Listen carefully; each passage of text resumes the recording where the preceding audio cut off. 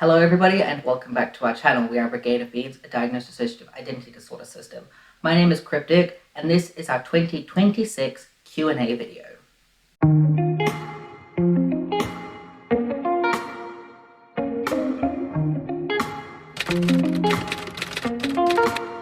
At the start of 2025, we put out an Ask Us Anything video, and we wanted to do another follow-up this year answering new questions.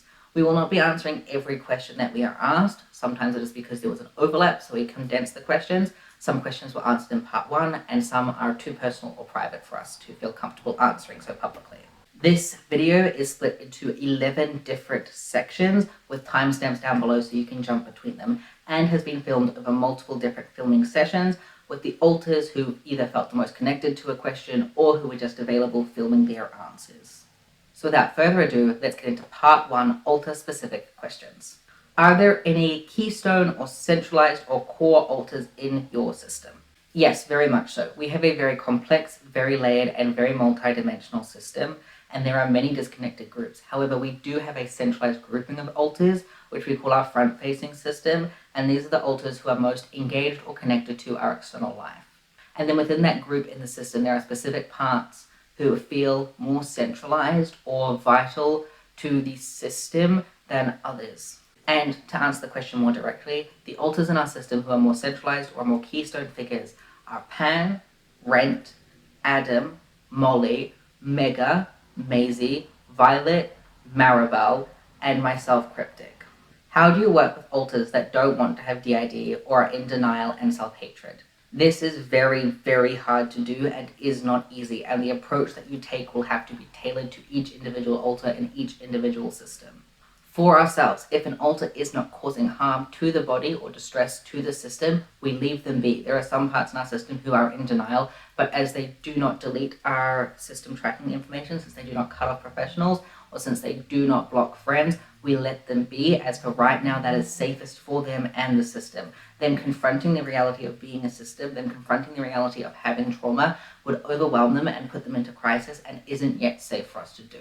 For other alters, it's a matter of working with them with our therapist, having them front in therapy and having her explain it to them. Having a professional who we collectively trust to explain it to these parts has been very helpful. That is not always an option, and not everybody has access to therapists or adequate therapy, and we're very grateful to have access to her.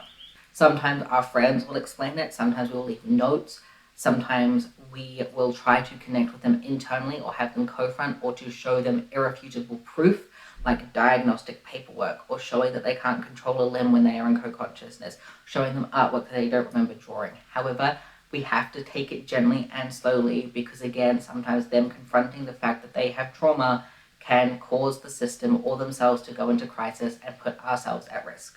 Did Magnus get to listen to more of the Magnus archives? Magnus has been pretty absent from our front space for the last few months. He's been around a little bit, but when he has been around, there hasn't been the time for him to listen, or he's been very dissociated. I think in the past year, he's only maybe gotten to listen to another 1 or 2 episodes. What about other alters in your system angers, annoys, or frustrates you? Or inversely, what about them makes you feel good? There is a lot of internal conflict in our system about a lot of things. Some parts get annoyed that alters talk to our friends. Other parts get annoyed that we don't talk to our friends enough. Some parts get annoyed that we go to therapy. Some parts get annoyed that they get blocked from talking in therapy. Sometimes people want to eat a specific thing and there's arguments over that and people get annoyed that they aren't listened to. Sometimes we get frustrated because parts are engaging in behaviors that are quite harmful to us and won't or can't stop, and we need to work with them very, very intensely to be able to minimize the harm that they're causing us. On the inverse, alters in our system do work quite closely together within their specific groupings. We have alters who are very much focused on keeping us safe and happy, like Tempest, Pan, and Flower, and that makes us feel good. It's nice when a part who is comforting is around front because you just feel lighter, you feel more at ease, you feel safer. It also feels good when you have parts able to express themselves, whether through journaling or therapy or how they're presenting that day.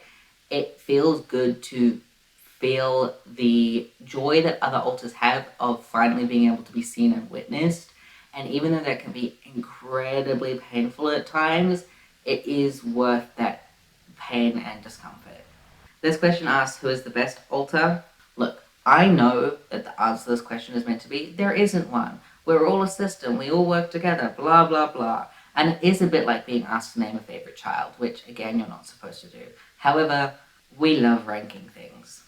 And there are several alters in our system who are widely considered, by the front-facing system at least, as favorites. Adam, Molly, Maisie, Cryptic, Gale are all in this grouping. They are parts who are very, very intrinsic to our being. They are parts who have done a lot to keep us safe and who are very connected to the rest of the system. And because they have that high connectivity, we feel confident in our relationships with them. That's not quite the right phrasing. Look, what can I say? We're picking favorites here. How do your gatekeepers work and manifest? Do they mostly do their work internally, or do they front as well as a part of their gatekeeping function? We have many different gatekeepers in our system. One of our gatekeepers, Charles, has made a video about how he fulfills his role before, which you can find in our alter interviews playlist. To my awareness, we do not have any gatekeepers who front regularly. There are gatekeepers who monitor front and who watch front, but who do not actively front themselves. And we also have many other gatekeepers who are further back in the system, whose function is much more internal, is about maintaining amnesia, about maintaining alters of being in separate areas or being in specific areas. Sometimes it's about memory access or system access or awareness, as well as gatekeepers who have the ability to allow us to accept our DID or to deny our DID. That is very vague, but a lot of what our gatekeepers do is very personal and specific. And quite frankly, I don't know a lot about many of our gatekeepers. I know that they exist. I know small bits and pieces about them, but I wouldn't be able to speak on their behalf on how they function in their role, and they are not comfortable talking about how they fulfill their role or mine either. Section 2, Trauma and Dissociation related questions. Do you ever feel like the body has its own separate or stubborn identity? For myself, no, I can't speak for other alters, but I do not feel as if the body has its own identity. However, treating it like a separate being helps me feel less distressed by the fact it does not look like me, and helps other alters in the system make sure that our basic needs are being met if they do not feel like they can care for themselves. They can sometimes feel like they can care for our collective vessel, which in turn helps the body and helps other alters in our system. Are there any funny or sad stories about learning different parts' names? There are many sad stories about learning different parts' names, but as those parts tend to be more vulnerable parts, I'm not going to share those stories. However, a funny story is about Pelican. Pelican is an alter in our system who has now fused, but when she first started interacting with people, she accidentally mistyped her name as this. And from that point forward, she continued to call herself Pelican, but would spell it starting with an O, which is not how you spell pelican. However, she found it very funny, and I do find that connection to authentic selfhood very cool. What do you find the most grounding when you are in a dissociative state? Did you make a grounding plan so you all remember what helps? Different parts in our system find different things more grounding. We made a video for grounding tips, and a lot of the ones included in there are the ones that we find the most grounding, so that we could go back ourselves and watch that video. Ones that really help a lot of us are fidget toys. Having something to do with our hands can keep us feeling more grounded, as often our hands are the first part of the body that we can move when we're switching in. Other things that really help us is temperature. We get very dissociated when we're very hot, so having a cool fan on us, having cool water, not cold water because we don't like the sensation of it internally, but having cool water, cool shower, cool fans all help us stay more grounded as well. Do you ever feel like the crap polyfragmented systems get for having a high alter count is reasonable? This is a very easy answer, no. There is no right or wrong way to have DID. If you meet the criteria, you meet the criteria and have DID. The number of alters is not part of the diagnostic criteria other than having 2 or more. That might mean having 5, 10, 15, or hundreds, thousands, even tens of thousands. Oftentimes when you get to the really high alter counts, parts become a lot less elaborated, a lot less complex, and a lot more fragmented, but that's not always the case. However, the crap, as this question put it, that polyfragmented systems get, or systems with high alter counts get is completely unfounded. There is no basis for that in the literature or the research, and is simply people not wanting to accept that our minds are as expansive as they are, and that we needed to develop all of these parts to get through what we were going through, and that for ourselves this was the only way for survival. It's not a conscious choice to split more alters. People aren't choosing to have high alter counts. This is just what our brains are doing to keep ourselves safe.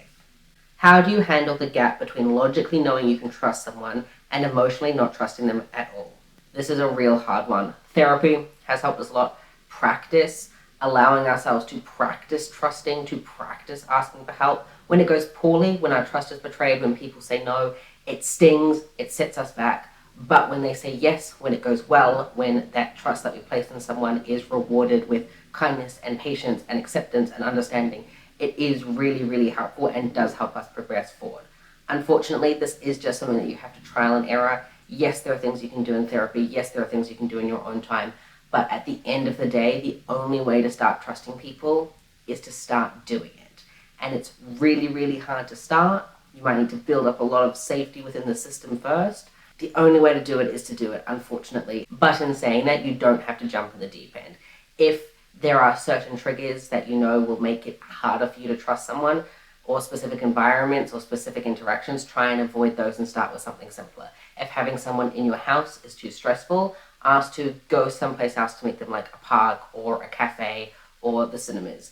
If being around women is harder than being around men and you're looking for a professional not knowing who to trust, try to find a male professional first. Like, try to ease the distress to give yourself a way to practice without feeling completely dysregulated. And when you are feeling dysregulated, fall back on your coping skills, reassure yourself that it's okay. Take a break. If you need to do stuff slowly, if you need to pace yourselves, that is okay. But at the end of the day, you just kind of have to start. How do you recognize healing when you don't necessarily feel better yet? For us, we can feel really, really stuck in therapy or stuck in our own life. Recently, October, November, December of 2025 was really hard for us. We unraveled, we split a bunch. We felt that we were going backwards. A lot of our symptoms got worse. Things were really not going well. And so we brought it up with our therapist and we're like, we feel like we're going backwards. And we've done this before in the past as well, several times. We're like, we don't feel like we're getting anywhere. And she helps break it down for us, point out where we've been, what we have improved, showing the understanding of our system has increased. And obviously we're very privileged to have access to her. But you can do that activity by yourselves. You can reflect back on past journals, reflect back on past experiences, talk with friends or loved ones, and just acknowledge how far you have come. And also listen to other systems, listen to other people. Know that it is very, very common to feel like you're going backwards first. And also recognize that if you've had years and years of trauma or years of stress, 1 year, 2 year, 3 years of healing and building safety is still a really small comparison of time, and then it might take a really long time to slowly dismantle all of the internalized beliefs, all the coping mechanisms, all of the trauma and the pain that came from those years and years and years of struggling. Sometimes it is just committing to it and acknowledging that I don't feel better yet, I still feel unwell, I don't feel like this is going well, and going, okay, I don't feel like it is, but the only way forward is through. And if you're really feeling like something specific isn't working, if a specific therapy type is making you feel worse, if a specific provider isn't helping you, you can change those around, you can mix them up, you can talk to somebody, you can try something different. You also just have to keep persevering, and maybe connecting with other alters in the system might help, internally or externally, being like, have you felt like there's an improvement? Is there anyone inside who has felt like there's an improvement? Is there anyone inside who feels better now that we're doing work? And even if you as an alter don't feel better, there might be others in the system who do, and communicating with them and seeing that for them might help yourself see that collectively you are moving forward, collectively you are feeling better, even if you as an individual part aren't yet, but hopefully you will in the future. Healing from trauma is really hard. It is a long time commitment. It does require a lot of help that not everyone can access easily, but it is so worth it when you start getting to that point of feeling better. How do you understand the roles within your system, and what happens when a part takes on the wrong role? So for us, a part can't take on the wrong role. We don't give someone a role and then they act that way. We notice our own behavior, the times that we're fronting what we're doing, when we're fronting how we're feeling within the system, how we're feeling in relation to other alters, and then assign a term for that existing function. So it's not really possible for us to be given the wrong role, because it's not about being given a job, it is a description of functioning. As for how we understand what our individual roles are, that can be really hard. Sometimes it is just noticing patterns of behavior, as I said, and keeping track of that and recognizing that. Other times it is talking to people outside of the system, like close friends or our therapist, and being like, I don't know what my role is, I don't know what my purpose is here, and discussing it with them, talking it out with them, seeing if they have any suggestions or if they've noticed any patterns. Other times it's doing that same thing but with other alters in the system, either internally or externally. Sometimes it is just not knowing your role and just existing as a part first, because it's not necessary to have a role. It's not necessarily to define alters by their function. It is perfectly acceptable just to have parts existing as they are without trying to categorize it. And so sometimes it really just is a matter of allowing yourself to exist, or finding a term that kind of works for you and just giving yourself that, even if it isn't a typical role term. What advice would you give to someone who's way too curious about what trauma the system went through? Take it slow. It can be very, very hard to not understand your own past, to not know why things are the way you are. There will be clues. There'll be clues in the way you behave, in the way other parts behave, in the flashbacks that come up, in the beliefs that you have internally. But those clues can be really hard to decipher. And chasing down those clues too quickly, trying to decipher them too quickly, can lead to a lot of really bad outcomes. On the minor scale, you just have slight distress and a little bit of dysregulation, and then you also move into having flashbacks, increased nightmares, distrust between parts, active conflict between parts. It might increase behaviors that you're trying to avoid, and it can also go so far as to put a system in crisis to the point that they end up dying, or maybe not dying, but going back to people who are really hurtful because they push so far into denial, which is another thing that can come up when you're trying to push too quickly. And it can be really, really dangerous to try and unpack all of that too quickly. It can lead systems to harming themselves or killing themselves, and it is not something that you should just completely dive into. You might be fine as an individual system because all systems are different, but you can't know that. So my first piece of advice is understanding that unpicking trauma can be a life or death situation, and you do not want to rush into it. You want to go slowly. Another thing that might help is knowing that you will probably learn all of these things with time. You will likely understand what happened to you, understand the trauma, understand the rest of the system eventually. But that does take time, and for us at least, giving parts a safe space to slowly talk about their experiences, to slowly share their experiences, has meant that we found out this trauma quicker than if we were pushing them and harassing them and asking, going, why? Because that makes these parts defensive and scared and pull away, where what you want to actually do is make a space seem inviting. Well, not make it seem, you want to make it inviting, you want to make it safe, you want to make it so that these parts feel comfortable sharing with you or therapists or loved ones, or just in private journals, and allowing these parts to have their privacy and their confidentiality, because that autonomy, at least for us and many other systems we know, has been vital in making them feel safe enough to then share with the rest of the system. Just because you as a part don't know, or maybe no parts in your system know because of how your dissociation amnesia works, doesn't mean that you will never know, but you do need to take it slowly. You do need to give it time, and you need to let it come forward naturally rather than trying to force it. Because forcing it might just make it take longer, or might end up with really, really deadly consequences. Do you have parts that accuse you of being imaginary? This has happened in the past more frequently. It comes mostly from denial holders. Nowadays, it's not so much about parts calling the rest of us imaginary, but them believing that they've made everything up. But because they don't have connection with the rest of us, or they don't want to acknowledge the rest of us, they're not talking to us directly to call us imaginary. They are just simply in a world where we don't exist to them, and that anything that we have done, any evidence of us, they have made up for some kind of gain, because for them it is safer to not be aware of trauma. It is safer for them to be disconnected from the system, because that awareness would destabilize them. And that is very hard to manage and I think we talk about it later on in this video, or maybe already in this video, I'm not sure.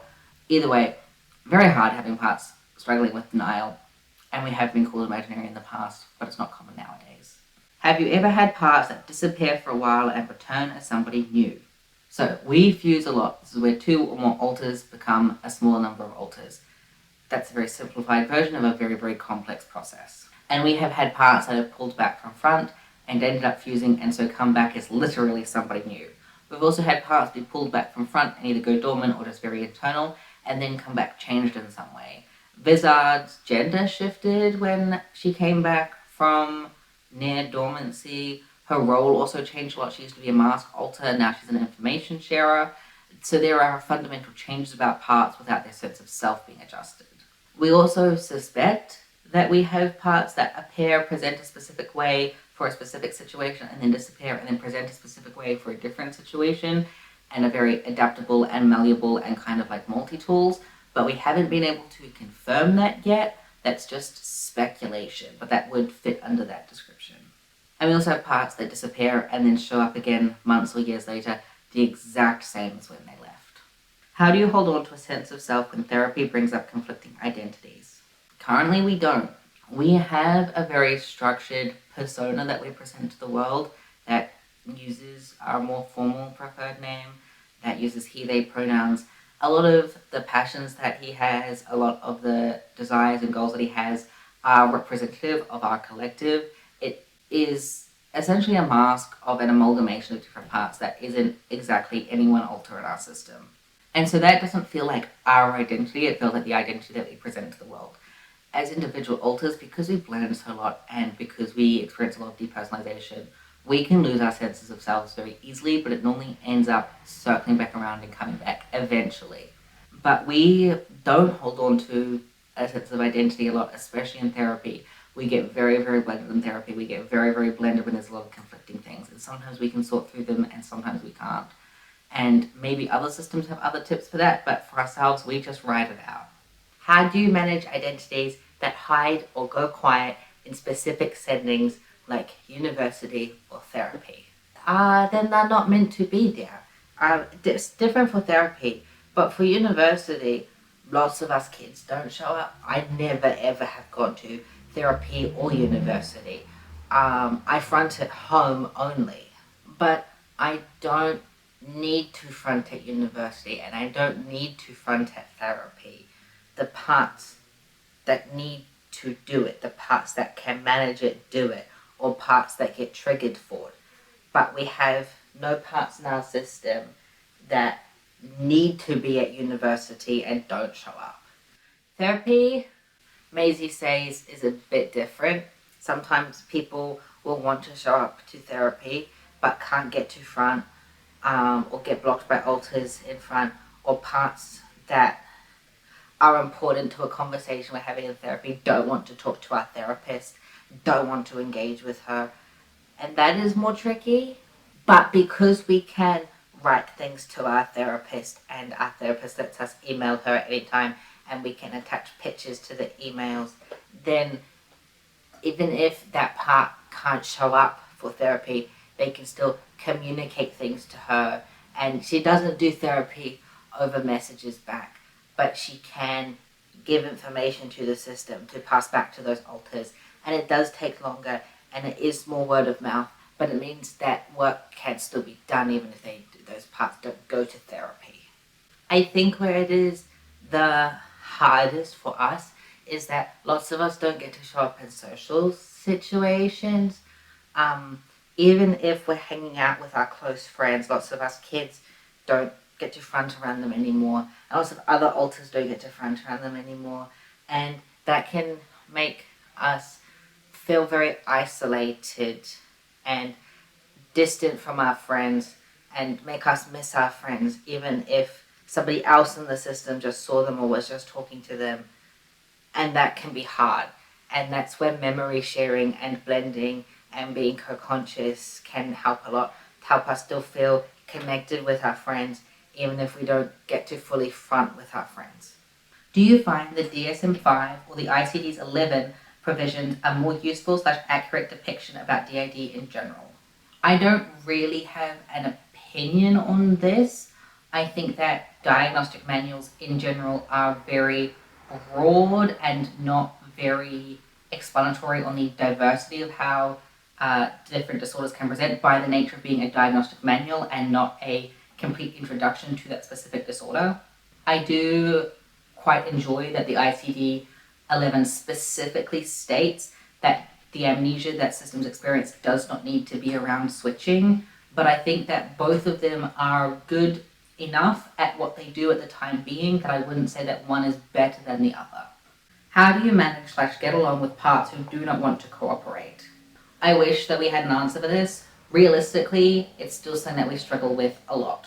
Sometimes it is about negotiating with them or compromising with them, finding something that they want to do instead of what goes against safety or collective boundaries.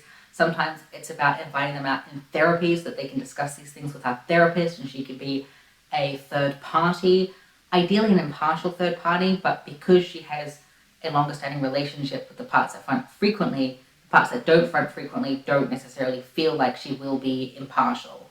Sometimes it's about just accepting that things are going to happen that we don't necessarily agree with, and it's about approaching what we do after that, so more of like a harm reduction standpoint than a complete no, you can't do this, and about finding ways for them to engage in what they want to do in a way that is as safe as possible, even if ideally we wouldn't be doing it at all. But that doesn't necessarily mean that we get along. It's still, as I said, something that we struggle with. I don't necessarily think there is an easy solution.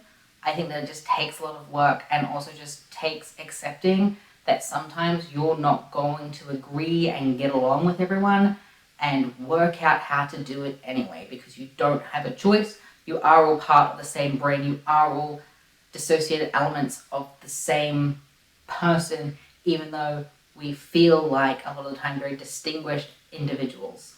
How do you work with trauma memories that don't seem to belong to anyone specifically? I'm not sure that we have this experience, but I will say that when we do trauma work in therapy, which we haven't done a lot of, but we have done some of, it's not really important to name specific parts that come forward.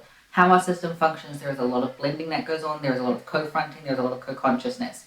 So we don't necessarily need to call on, for example, specifically Maisie to process her traumas, because realistically, the trauma that she experienced, different elements of it are still also held by other parts. So instead of it being a part-specific process, we just kind of go with where the memory leads us. We just allow whoever comes forward to come forward to share their perspectives. Our therapist might hone in on a specific voice or a specific perspective or a specific memory and focus there for a bit, but we don't really focus so much on specific parts when it comes to trauma processing, but instead focus on trauma themes anyway.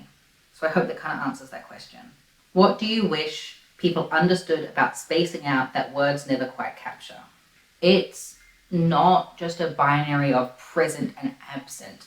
I can have literal parts and alters who are present and parts who aren't, but also I can have certain senses that are more grounded and senses that aren't. I can be well aware of my physical surroundings and emotionally be very distant. I can be emotionally aware of my present situation, but my surroundings feel very distant and unreal and very disconnected from who I am. Or I can be in a place like my own home that I am familiar with, but that feels strange because I'm dissociated from it. It feels like it's the first time I've ever seen it, even though I've been here 4 years. For us, zoning out feels like a very heavy weight. It feels like a buzzing in our ears without sound.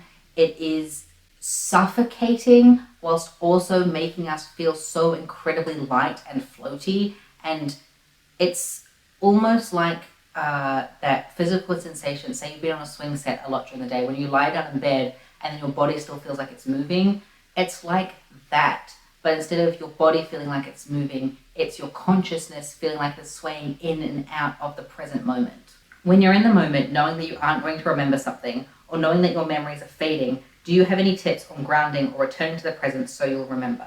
Try utilizing your grounding skills. If you have a list of stuff that works for you, refer to that. But for ourselves, we know that we'll forget things from a first-hand perspective. So instead of trying to retain those memories, which is not how our brain works, We do other things to remember it. We journal, we take a lot of photos, we take videos, we talk to our friends about things, we use external reminders. We will make a video or write a journal entry talking about how we felt in a moment, the positives or the negatives, so that we can reflect back on and watch it and be reminded that way. Sometimes the process of looking back through photos or rewatching videos will bring those memories forward anyway, and sometimes it won't, and sometimes you have to form this third-party connection to an experience that you had. And it's hard. It's especially hard if it is something that you want to be able to remember, but it's also something that we've just had to accept as part of how we exist in the world and in our life. Section 3, autism-related questions. How old were you when you were diagnosed? We were 21, I believe, when we were diagnosed. It was 2023. We started suspecting we were autistic a few years before. We had friends who were autistic who said, we think you might be autistic. And we went, absolutely not. And then we thought about it. And then we thought about it. And we went, maybe. And we brought it up with our psychologist. And she went, probably. In 2023, we did a bunch of assessments with her. And also in 2023, we started seeing a gender clinic to start our medical transition. And as part of seeing the gender clinic, we saw multiple psychologists and a couple of psychiatrists who also did their own interviews with us and assessments with us. And they confirmed our DID diagnosis, confirmed our CPTSD diagnosis, formalized our autism diagnosis, and also gave us our ADHD diagnosis. Do you have any tips for managing autism? Autism is a very, very wide spectrum, and the specific skills that help one person might actively harm another. So I think that the best thing that's helped us in terms of autism is learning about it, learning about ourselves, and learning about how autism applies to us. And then once we've developed that understanding, building specific regulation skills for when we are hyper-aroused, for when we are hyper-aroused, for when we are having shutdowns or verbal shutdowns, to help us manage social situations, to learn what is expected from us in specific social situations so that we can start to understand what is going on, developing a routine, and not necessarily at 8 a.m. I do this, at 10 a.m. I do this, but instead the structure of before I leave the house, I will put my shoes on, put my lanyard on, double check that my bag has my water, my go bag, my keys, my fidgets, my headphones, and making sure that we have step-by-steps that we can follow so that things feel familiar and safe, which helps us. We also have embraced the fact that we fidget, that we stim, using sensory tools, using fidgets to help us stay regulated, to help us stop from picking at our fingers or chewing on our nails, although we still do that when we forget to pick our fidgets up. Having things like noise-cancelling headphones or adjustable lighting to help manage our sensory sensitivities, trying to make things like showers, which are really overwhelming sensory-wise, as easy for us as we possibly can, which is still very hard, but adjusting things so that it works better. And sometimes it's just trial and error, and there probably will be things that you try and go, this did not work, and that is completely normal. What do you do if you think you are autistic? If possible, try to access formal support. Not necessarily a diagnosis, but at least speaking to somebody who has an understanding of autism, of ADHD, of neurodevelopmental conditions, who can help you start to navigate what you think might be going on. They might confirm it, they might give you an actual diagnosis depending on the professional, but even if they don't have the ability to diagnose you, they can still give you tailored education and tailored skills specific to you. Whilst you're waiting to be able to access that, or if you're not able to access that at all, try looking up self-help things, reading books by other autistic people, watching social media accounts from autistic people, and not just level 1 autistic people, but level 2 and level 3 as well.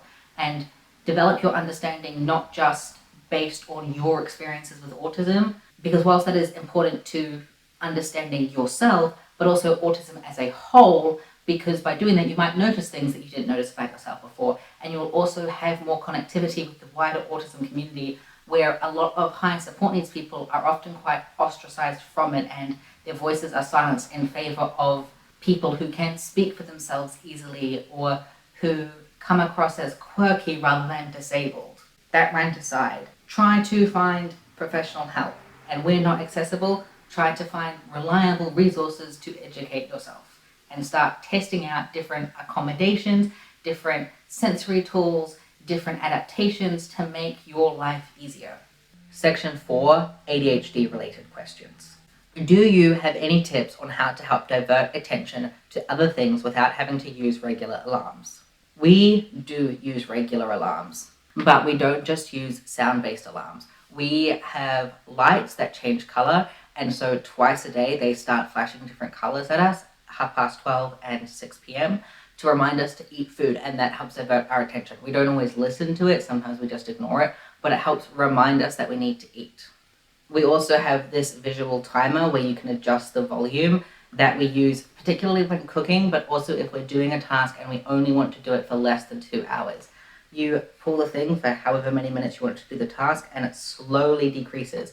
So we can visually see how much time left we have, which helps a lot with our time management.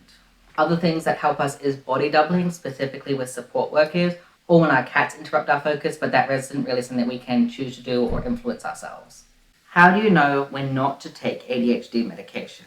This one is a question for a doctor if you're asking for yourself in particular. For ourselves, we do not take our ADHD meds every day. It's not so much about when not to take them, but when to take them. We are very conservative on when we take our ADHD meds because there has been a history of shortage of the medication that we take.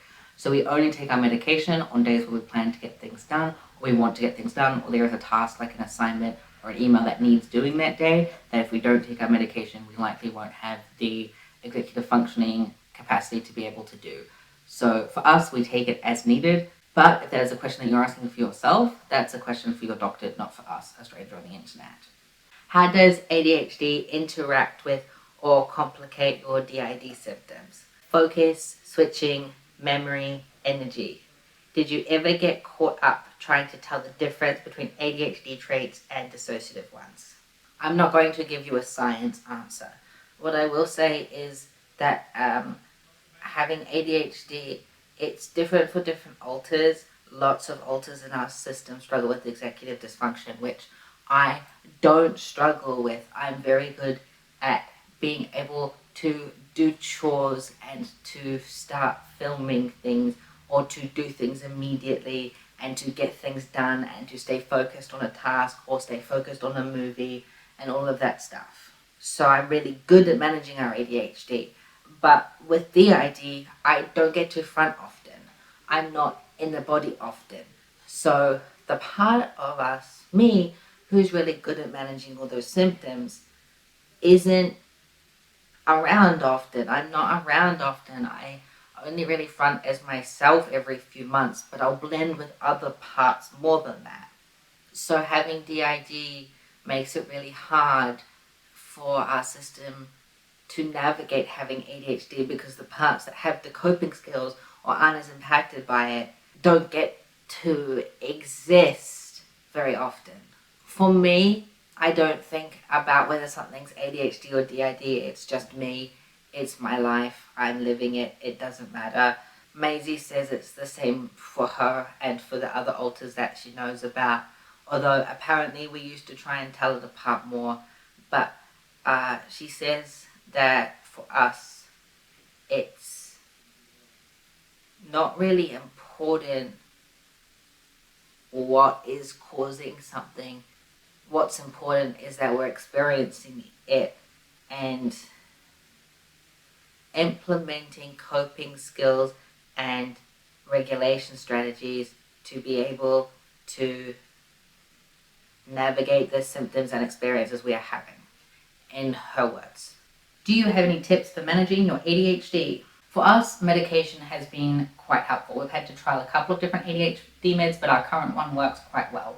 But to access that, you will probably need to speak to a psychiatrist. Some places GPs can organize medication, but most places it's psychiatrists. So I understand that again, that's not necessarily something easily accessible to everybody. Other things that can help is having reminders that you're not just going to ignore, so either changing up alarm sounds or the way that lights flash, our lights go off to remind us to eat lunch and dinner, having friends remind you, having reminders that pop up on your phone or posters on your wall, but when you start to notice yourselves ignoring them or them blending into the background, changing them up, updating them, altering them in some way so that they catch your attention again. Having checklists before you leave the house so that you don't forget things like keys and stuff like that. And these things aren't always going to work. We do find that writing to-do lists helps us to do things, but not in a structured way, just in a here's a list of 10 things we want to get done today, or here's a list of 10 things we want to get 5 done today, so that we can then pick and choose, so there's still some novelty there while stuff is still getting done. And to-do lists aren't going to work for everyone. Stuff isn't going to work for everyone. It's again this matter of trial and error to find out what works for you personally as an individual. Section 5, disability-related questions. What are some accommodations you have for your disabilities? All sorts. For formal accommodations at university, we have extra time on tests and exams. We have extensions on our exams. We have access to recorded content and access to the slides that are presented during lectures and tutorials. We also have the ability to eat and drink during class, explicitly stated, as well as the ability to use fidgets, explicitly stated. In our everyday life, we use a lot of accommodations. We have noise-cancelling headphones that we use every single day. We have reminder prompts both in the form of routine cards as well as being on our phone and having lists. We have a dementia clock that tells us the date and the time, as well as setting alarms that go off semi-regularly to remind us to drink water as we forget that. Our lights that we have flash twice a day to remind us to eat lunch and dinner. We have a visual timer that I believe Cryptic shows off when we're talking about our ADHD. We use journals a lot, both for alters to communicate with each other, as well as allowing us to remember things that we need to do and create to-do lists. Most of the clothing that we have brought around our sensory needs, so there is nothing too tight specifically on our arms. There is nothing that is hard or difficult for us to touch. We have a shower stool in our shower to help with fatigue. We use digital tools like Finch to help prompt us to do activities that we otherwise forget about.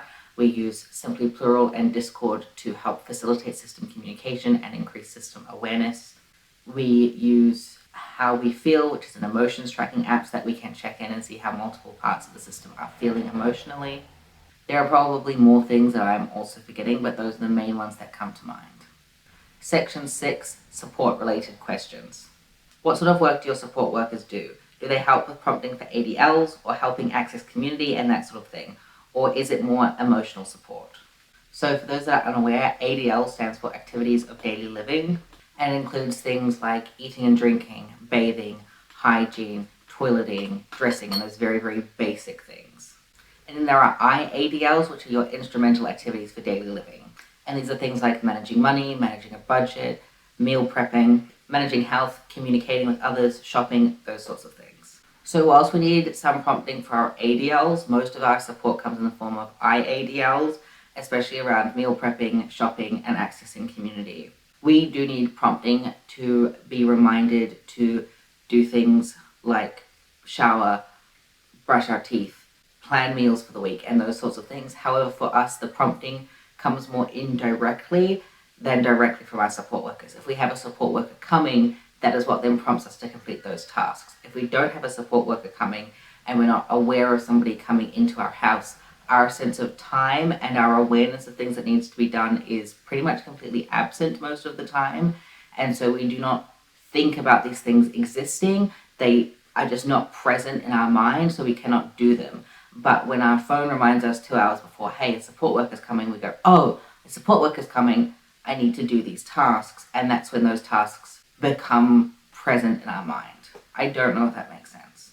They also help us a lot with community access. Whilst we can access the community sometimes very reliably by ourselves, if we are heavily dissociated, if we are in a verbal shutdown, if we become distressed and have an autistic shutdown or an autistic meltdown, we need support people with us to help remind us to use our grounding skills.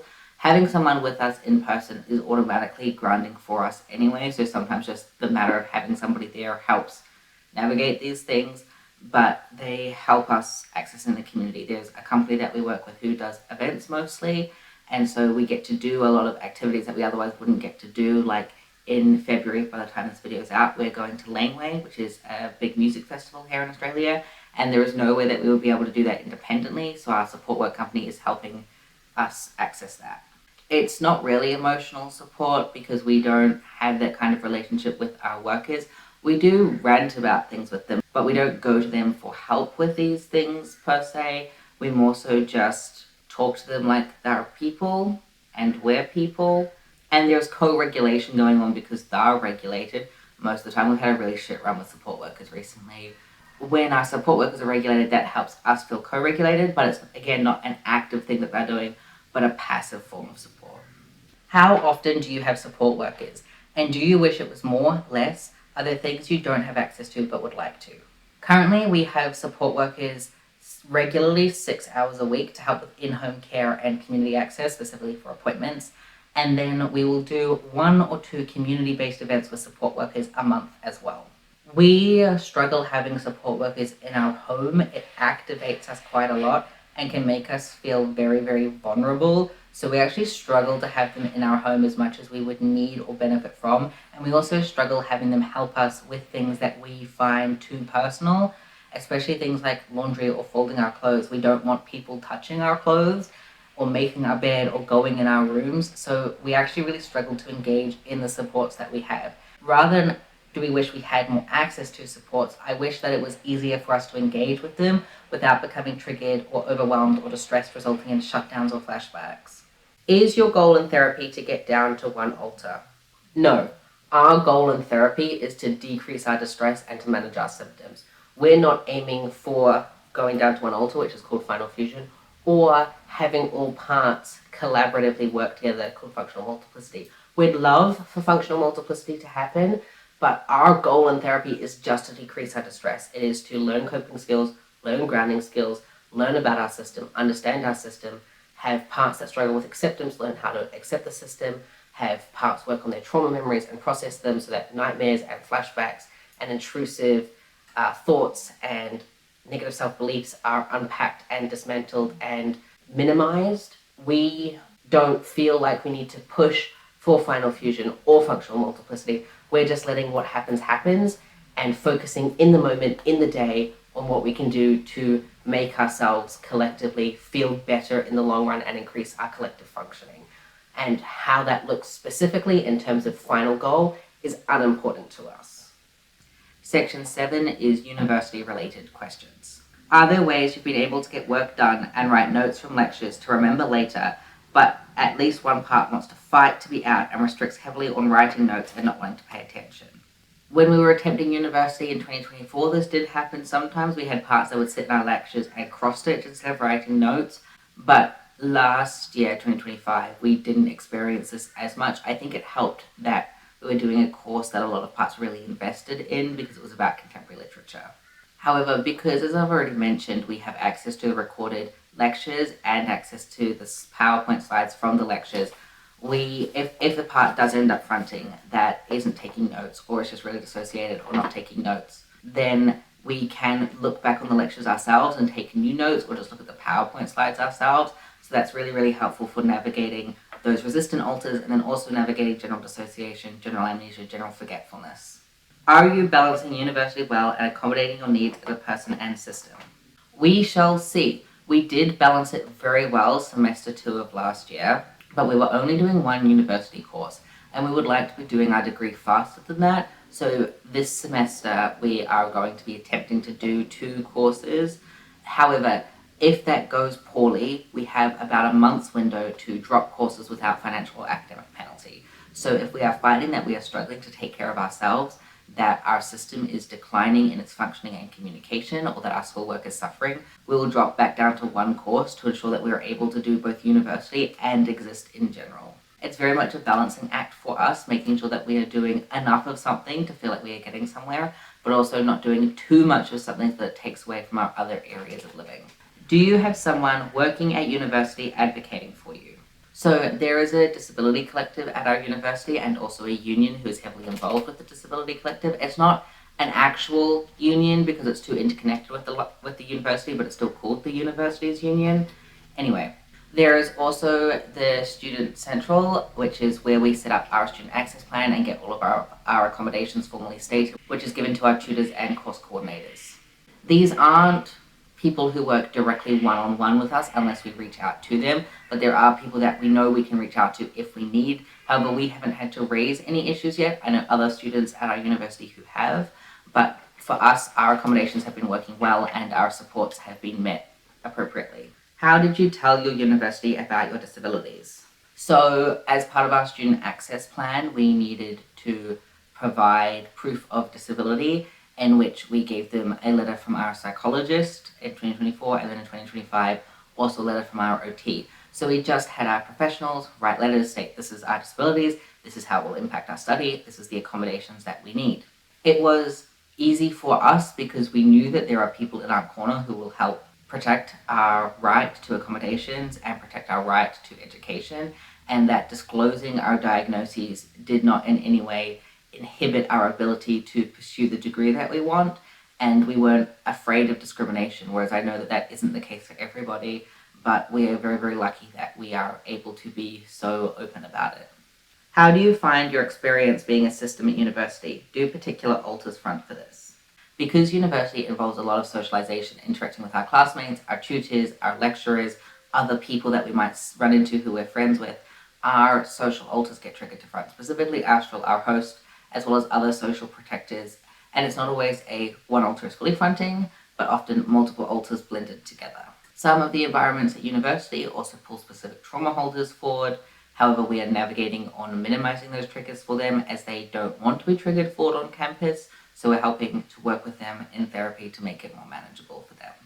We do also have some more academic focused alters who will sometimes get pulled forward, but unfortunately, because of how social uni is, they often don't get pulled forward on campus, but will get pulled forward when we're trying to write our assignments at home, which leads to parts who haven't done the tutorials or the lectures trying to do our assignment pieces, and when that's the case, they have to look back over those recordings, as I mentioned, look back over our notes, ask internally for help, because they're the ones stuck trying to do our assignment without having any of the context, and that's another thing that we're currently trying to work on in therapy to make easier for us. How do you handle the complexity of university study while managing amnesia blocks? Are these blocks stable or constantly shifting?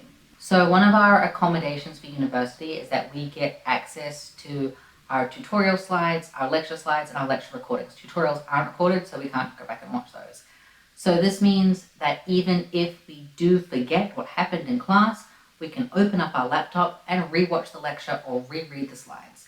And so this means that whoever is doing the studying can find the information that they need from our lectures, from our tutors directly, even if they don't remember attending the tutorial or the lecture.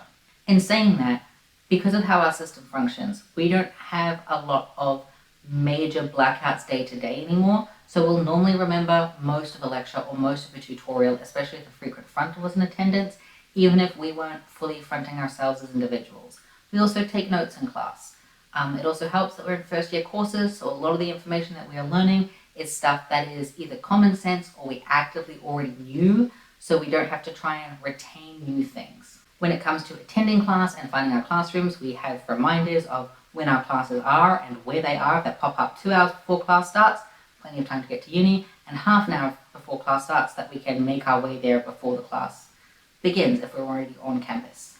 We also put in our calendar when assignments are due so that we can be working on them, so that we are aware. They give us reminders a week before and a few days before. And if for whatever reason we are not able to get an assignment done by the due date, part of our accommodations through uni is that we can get extensions on assignments when we need to. When it comes to navigating tests and final exams, we've only done one test so far, but again, we didn't experience much amnesia, and I'm just going to hope that continues. Although if we do have a very off test, if for some reason we switch and a part with no awareness comes forward, we can probably talk to our psychologist and our university about resetting the test due to it being impacted by our disability. What's the best way you've found to study with DID, autism, and ADHD? How do you not drift off or get distracted? We do drift off. We do get distracted. The first thing that helps is taking our ADHD medication. The second thing that helps is body doubling with somebody that we're not going to get distracted talking with. So friends, not so helpful. Support workers, very helpful. The other thing that helps is setting timers. So saying, I'm just going to work on this assignment for 10 minutes. Setting a timer for 10 minutes, working for those 10 minutes, and then taking a break. Or if we feel like we're in a roll and want to keep going, then we set a timer for another 10 minutes and then revisit again. Also trying to communicate with different parts of the system if this is what needs to get done by now. Can parts who are interested, able to focus, and who know the information, please try to make their way to the front if possible. And it is a bit trial and error, and it doesn't always work, and we do sometimes have parts front when working on assignments who have to go back and read lecture slides or rewatch lectures because they don't remember the lectures themselves, and it can make things quite tricky. We also, if we are trying to study alone or write assignments alone, end up switching a lot to parts who don't have any awareness of university as a responsibility, and so who just don't do our assignment, which can really impact our capacity to get things done on time, which is again where those extensions come in really handy, where support workers come in really handy, where body doubling comes in really handy. Finally, by studying part-time, it means that there's less that we have to get done, there is less that we have to study, meaning that we have more time to accommodate for those switches, for that amnesia, for that distraction, for that dysregulation, and anything that comes up. And that is one of the main reasons that we are actually able to do our degrees by studying part-time. Section 8, Interests and Hobbies. What are some of our favorite recipes? We don't cook a lot because we struggle a lot with fatigue and concentration. We will very regularly make leftover soup, which is where we make a silver side, use the broth from the silver side, put a bunch of veggies, pearl barley, herbs, seasoning in it, and then turn that into soup. That isn't so much our favorite recipe because we love to eat it, but it's a favorite recipe because for the amount of meals that we get out of it, like we can get a good 12 lots of soup plus a silver side for sandwiches. It's like 3 or 4 hours worth of cooking on one day for 12 plus meals, so it is very economic for us, so it's one that we cook very regularly. We also quite like scalloped potatoes, deviled sausages, and apricot chicken. Although different parts in here have different things that they like, so those answers will differ depending on different alters, but those are pretty consistent things that we enjoy eating and making. I'd also just got reminded, another thing that we really love making is sushi and eating sushi. That is something that is heavily enjoyed by a lot of alters, and we also have parts that really like scones, really like baking, really like things like brownies, cookies, cakes, that sort of thing. What are some of your favorite games? Favorite video games are Minecraft, Stardew Valley, and Baldur's Gate 3. And then our favorite in-person games, we like social deduction games like Mafia and Blood on the Clock Tower. We also really like Scrabble, Monopoly, Backgammon, Battleship, and a bunch of other like relatively simple card games like Solitaire. We also like Uno, Skippo, Flip 7. We like games quite a bit, especially social board games or social deduction games, because we enjoy getting to spend time with friends when we're doing them. What are some of our favorite music genres or songs? We are not huge music listeners. We do listen to music now and again. There are parts in our system who listen to music a lot more. Some of our favorite genres include rock music, indie folk music, Midwest emo, probably other genres whose names I can't remember. Maisie quite likes songs that are very feminine rage energy. As for specific songs, I cannot think of those off the top of my head. However, we do have quite a few playlists that alters have made. Many of them only have 1 or 2 songs, but those are public on our profile if you go to our playlists. So looking through those can give you some ideas of favorite songs of different parts of our system. How do you make time for others' interests and hobbies when you have classes and schoolwork as well as content creation? Firstly, it helps that content creation is an interest for many of us. Dissociation, trauma, talking about it, sharing about it is an interest for many of us. So many of us are already involved in the content creation. In the same vein, a lot of us are interested in our classes, are interested in our writing courses and our psychology courses, are interested in talking to our classmates and attending the social groups that we attend. There is a lot of shared interest for those things within our system already. The other thing that we do is decrease the frequency that we do those things. So we study part-time because we don't have the capacity to study full-time. But because we're only studying part-time, another benefit to that means that there is more time for other parts to explore their own interests. In the same vein, we decrease the amount of content that we make. We would love to be making videos weekly. That would be absolutely ideal for us. We have so many thoughts, so many ideas, so much we want to share. We do not have the time or capacity for that. So we've dropped it down to once a month.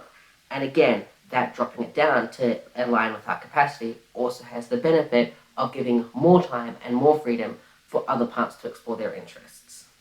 We have shared interests outside of schoolwork and content creation as well. A lot of us like to read, a lot of us like books, a lot of us like animals, a lot of us like art, a lot of us like watching TV. So because there's a lot of shared interests, we can blend together, we can share front together, we can share memories together, so that many alters at one time are feeling like they are getting to enjoy something together.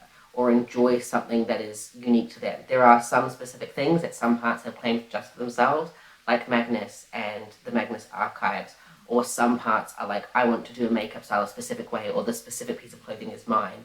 And so we give those to them, not necessarily actually giving it to them, but allowing them to claim that and to have that as a part of what they do when they're fronting. And we don't engage with it, or we don't wear it, or we don't do that style of makeup when they're not fronting, so that they feel like they have a place in our lives, that they are seen and heard and respected. And so that can really help as well, giving specific parts specific things.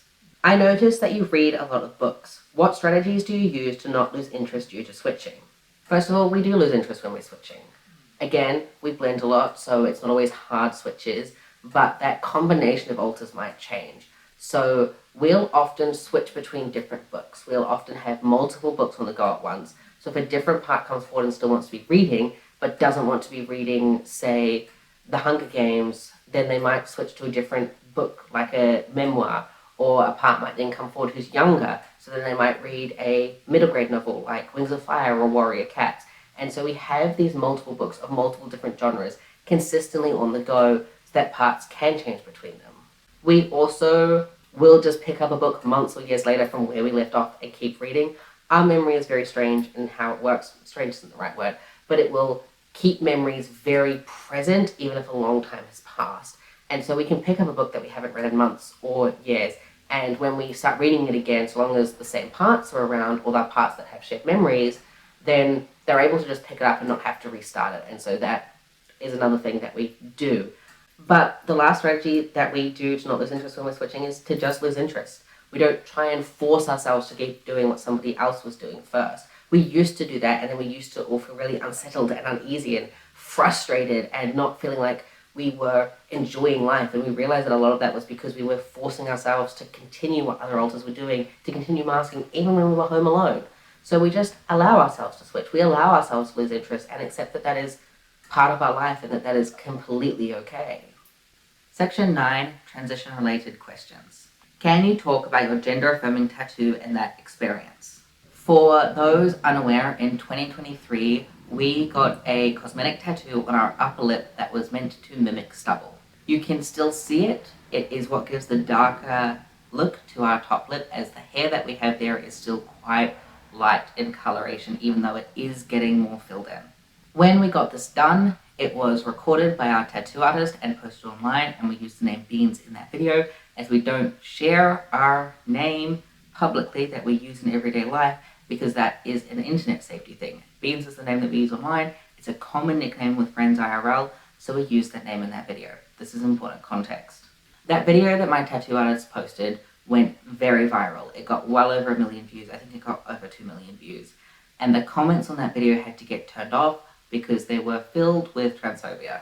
I had a lot of people be very nasty about the fact that I used the name Beans. I had a lot of people be very nasty about the way that the tattoo looked, despite the fact that because it was a fresh tattoo, it was going to look quite bizarre, because tattoos are always very vivid when they first are done and then they fade, which is what our tattoo has done. We're very happy with the way that it's healed. We like it a lot. However, the way that the internet reacted to us getting the tattoo, it was to the point that videos of that tattoo got included in compilations of worst tattoos. And it was something that we had been so excited for, that we had been really, really looking forward to. And it got completely ruined because of the way that people reacted to it. There were people leaving threats towards us in the comments. We were scared for several months after we got the tattoo that people would find us in public and hurt us because of our choice. It was not a good time. But the tattoo itself, the actual process of the tattoo itself wasn't that bad. It hurt a bit. It's a sensitive area. I don't really remember the pain now anyway. The way that it actually looks, people have thought it was actual stubble. People don't know that it's a tattoo. People don't think that it's a tattoo. When I say it's a tattoo, they're surprised. That's all been really good. Unfortunately, the way the internet reacted to me, to things with my body, that was really good and positive for me, was not good. Do some alters still feel dysphoria and wish the body was more feminine? Yes, absolutely. Morgana especially feels this way. Other alters feel this way. At the same time, we still have a lot of alters who feel a lot of dysphoria about not being masculine enough. Most of the time when we go out in public, we are gendered as a woman. We are not clocked as being a man. Online, it's more 50-50. Around queer people, and especially trans people, will more likely be clocked as a trans person. Normally non-binary, but sometimes trans-masculine. But most of the time, because of the topics that we talk about, because of our body language, our mannerisms, our appearance sometimes, we still get gendered as a woman, which gives a lot of us who are more masculine a lot of dysphoria. So basically at this point in our transition, everyone's feeling dysphoria in different situations and in different contexts. And there are a lot of us who are still feeling gender euphoria, who are still feeling more seen, who are finding things that make us feel comfortable in the body, who are feeling more comfortable as our medical transition continues. But at the same time, there's still a lot of dysphoria tied up into it, and it's really complex and it is really messy. But that's just life as a trans system, I guess. When taking HRT, did your hair on your head grow more, or was it in other areas? So I don't know about our head hair. We shave all the time, we dye all the time, we bleach all the time. What it's doing is probably more tied to the amount of different hair products and hair dyes and bleach that we've put on it than our testosterone. I do know that our hair will likely thin, we will likely go bald when we're older because genetically our family has gone bald, and taking testosterone will lead to male pattern baldness. And it did increase our hair growth in other areas. Our arms are hairier, our legs are hairier, our pits are hairier, our belly is hairier, everywhere is hairier. You can fill in the rest. And that has been really gender affirming for a lot of us. It's also helped a lot with our discomfort around the scars on our legs, because now that we have more hair, coarser hair, darker hair, it helps hide those a lot more. So even alters who aren't necessarily excited by the increased body hair have found a sense of positive impact because it now makes them less self-conscious about the scarring on our legs. Section 10, questions about S'more and Brandy, our cats. Do you have any alters with no connections to your cats? Probably. We know that there are parts in our system who have not fronted in recent years, and we assume that they have no connection to our cats. However, we have always liked animals from as young as we can remember. Our first word was not mum, not dad, but duck, because our aunt had a pet duck and we were looking at that duck. We had a dog growing up, we had a cow growing up, we looked after sheep growing up, we had a couple of cats here and there. We also had praying mantises and skinks, and then by the time we were in high school, we were fostering cats and dogs. Everyone in our system has a connection to animals. We have always loved animals. They are our earliest special interest. So, while there are parts in our system who don't have a direct connection to our cats, I assume that if they fronted, they would pretty quickly form a connection to our cats. Because again, to my awareness, every alter in our system has some kind of positive regard for animals. And I say to my awareness because there's probably parts outside of my awareness, and I can't speak for them because I have no idea about them. Are there any alters who do not want to take care of your cats? Maybe, I don't know. If there are, then they just don't take care of them. But most of us really love them and want to take care of them, and they take care of us too. And we don't normally have non-frequent fronters front for long enough that it would impact our cats. And all of our frequent fronters like taking care of our cats. Is there any cat who likes specific alters more, or specific alters who like the cats more? Our host, Astral, is changed now, but Astral did prefer Brandy over S'more, not because S'more is a bad cat, but because Astral had a special interest in Brandy and not a special interest in S'more. And so he loved both of them, but he would think about Brandy more. I love both of them. Brandy prefers cuddles. Brandy is more tolerant than S'more, and people in the system have said that she is more likely to let kids just pick her up and carry her around.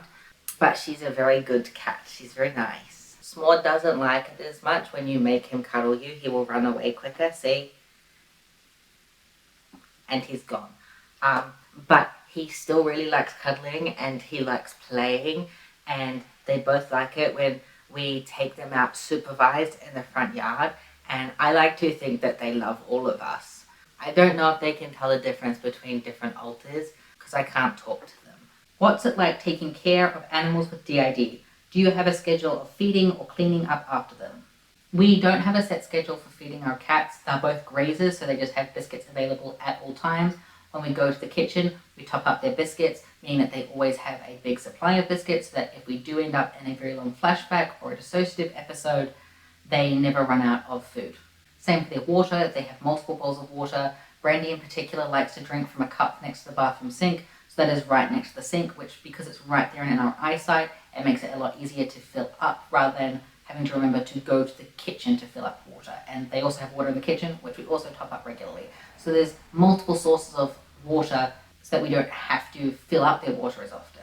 When it comes to cleaning up after them, we try to clean their litter every day. However, if we're having a day where we cannot do that, if fully emptying their litter is for whatever reason not possible, we have a second litter tray that we can just put new litter into, so they have access to clean litter, and then the next day we'll clean out both of the litter trays, and then that cycle goes around again.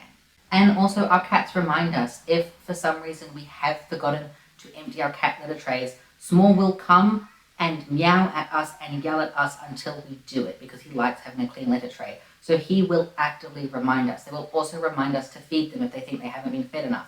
Most of the time they do this, they still have biscuits in their bowl.